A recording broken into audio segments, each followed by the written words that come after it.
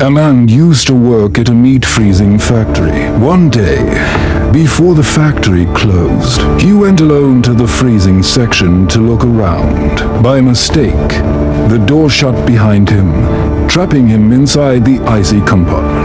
It was quitting time, and all the workers were heading home.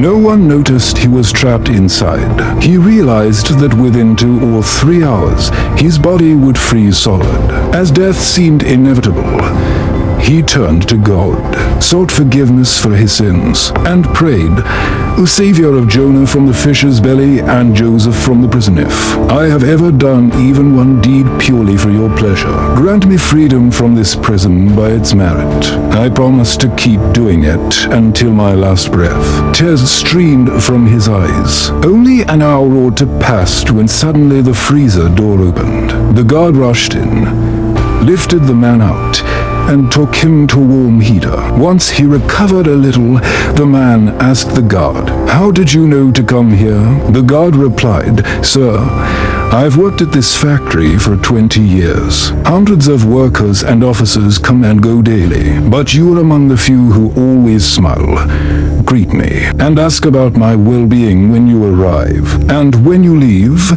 your farewell eases my exhaustion from the whole day. Most people pass by as if I don't exist, but you treat me like I matter. Today, I heard your greeting as usual but waited for your goodbye. When it took too long, I went looking, worried you might be in trouble." The man was stunned. His life had been saved by a small act of kindness, greeting and bidding farewell to another human being.